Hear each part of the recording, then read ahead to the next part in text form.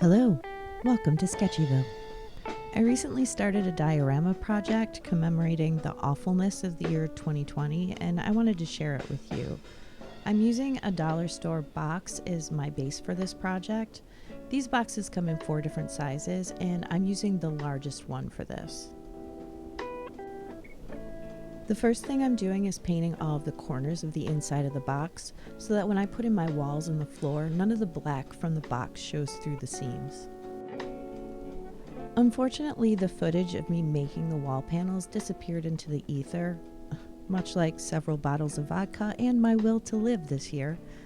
But what I did to create the texture on the mat board is to score lines and then deboss those lines to create the look of wainscoting.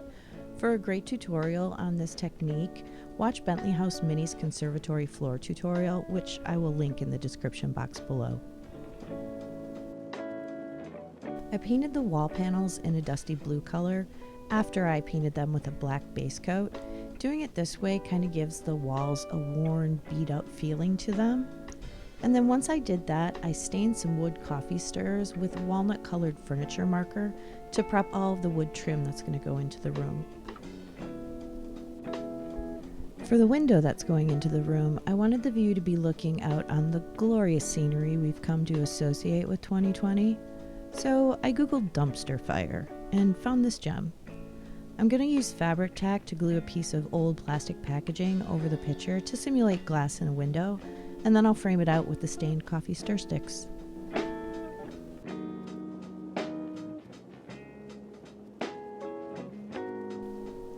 So, it's been pointed out to me that several times in this video when I'm using my easy cutter, my fingers get perilously close to the blade.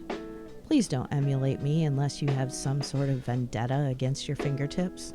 I am not a role model. Also, limb reattachments are really expensive. Ask me how I know.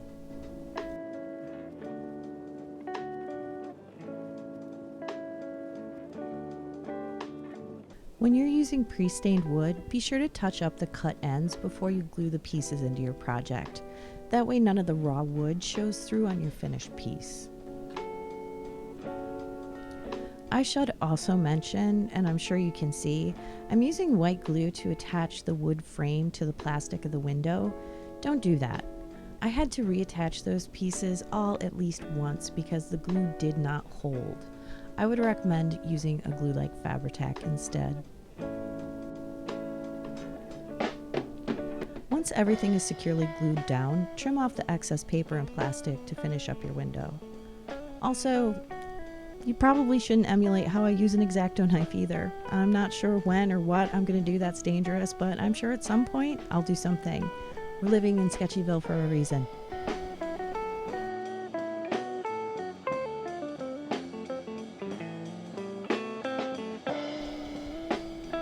Here you can see my interior wall pieces, and I'm just eyeballing where I want the window to go. I used Fabri-Tac to glue it all to the wall because I was worried about white glue seeping through the paper, but I have no idea if this was actually the right choice. Once the window was in place, I could now glue the wall panels into the box, and I weighted them down with some 1-2-3 blocks while they dried to press out the warp that they developed when I painted them. I also glued a smaller wall panel to the lid of the box, making sure it wouldn't interfere with how the box closes.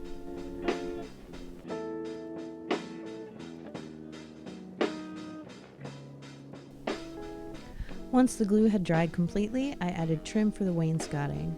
I just marked the pieces, cut, and glued them in with white glue, which worked perfectly fine for this application.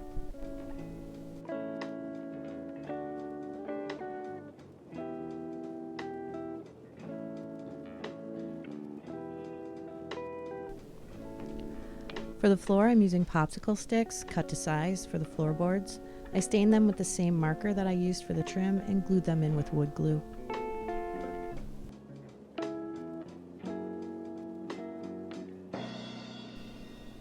Making the ceiling for the room was a little bit trickier because the top and bottom of the box aren't actually square. And I'm not going to put in crown molding, so there's no way to hide it if the ceiling doesn't fit snugly. So I made a template by cutting a small piece of paper into chunks and then fitting them into the ceiling piece and taping them back together. I also made sure to mark the front and back of that template so I'd know which way it fit into the box.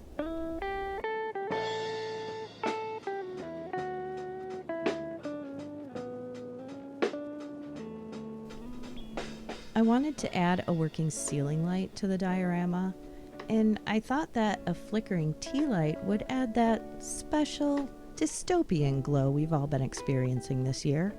So I just popped the cover off of a battery-operated tea light and then left the guts as they were so that I could mount it into the box. To find the center of the ceiling, I drew a line from corner to corner on the mat board, and I did the same on the outside of the box.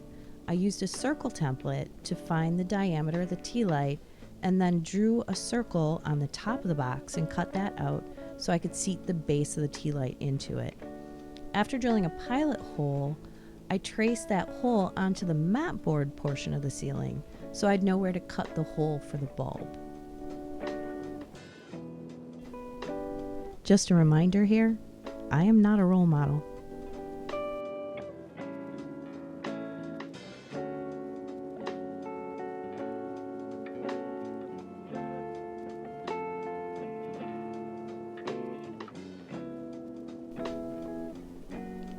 Because of the battery pack in the tea light, the mat board couldn't sit flush against the top of the box.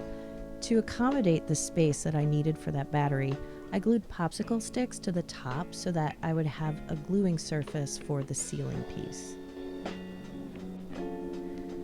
To make the light fixture, I found a suction cup that came in a vine kit I purchased a while back for my snake. Yes, I have a snake. She is a ball python, and her name is Frankie N. Stein. She is an adorable little danger noodle and has the boopalest little snoot you ever did see. Anyway, I pulled the clip out of the suction cup and base painted the suction cup gray. Once that base coat was dry, I used a diamond bit to drill a hole through the cup for the light to fit into.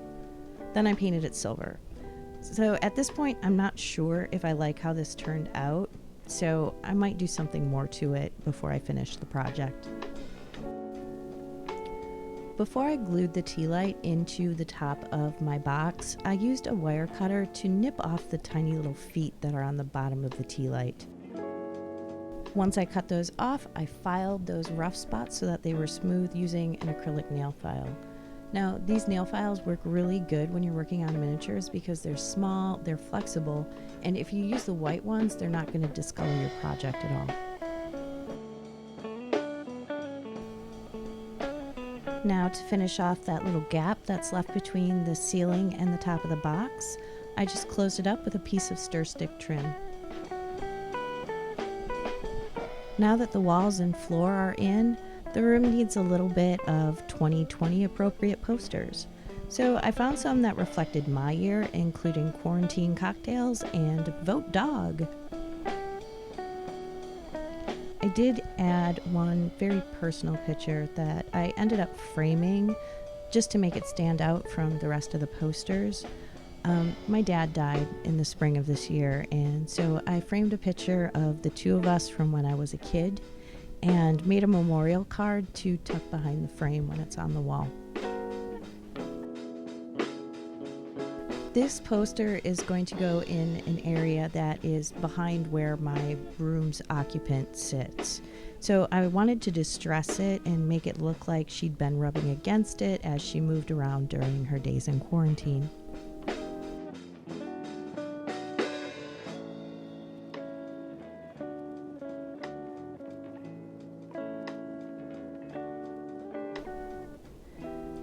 Once the posters were glued in, I started making some shelves to stash my 2020 survival hoard. So I cut out some 3mm plywood with my laser cutter, but you could just as easily use balsa wood or mat board to make shelves if you didn't go COVID crazy and splurge your entire tax refund on a laser. What can I say? I've been in a small house with 4 other people for way too long. I cut the shelves at a slight angle on one side because they're going on the lid of the box, and I was really worried that they were going to interfere with it opening and closing. It turned out not to be an issue, but that's why they look like that if you were wondering.